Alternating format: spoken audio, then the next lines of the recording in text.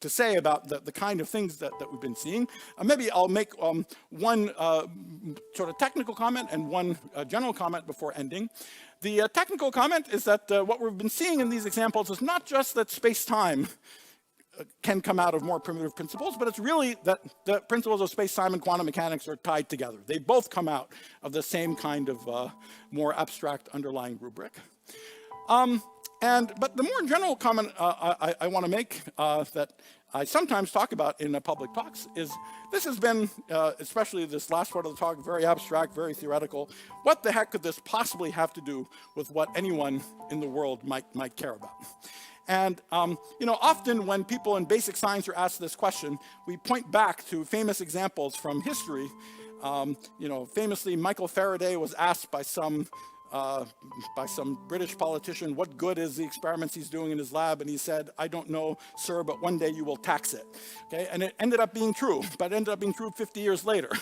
And quantum mechanics, when it was being developed by sort of 20 people studying seemingly abstruse questions, 50 years later led to less than that, led to amongst other things, the invention of the transistor that completely revolutionized everything about our daily life.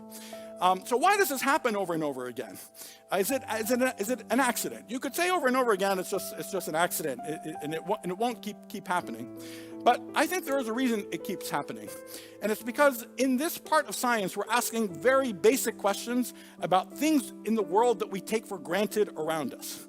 100 years ago, it was not obvious to people that the question, why is grass green and why is water wet, were good questions about the world. Right? They might have had random answers, but it turned out that the ordinary properties of completely ordinary, seemingly nothing exciting about it going on matter around us needed quantum mechanics in order to understand, and having control of what that matter looks like that was offered by this deep understanding that ultimately was a deep theoretical understanding that came from theoretical physics was what was eventually needed to harness this enormous magic that was hugely beyond the reach of any individual or even large collection of human beings.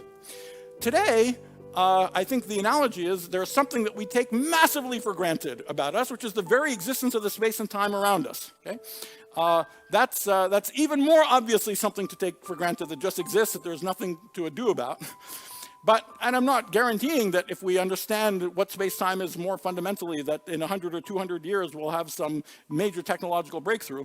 But I am guaranteeing that the only access we have to power and magic and mystery and awe that's vastly beyond the reach of any individual human being is out there in the universe. And the only way that we can access it is by studying it.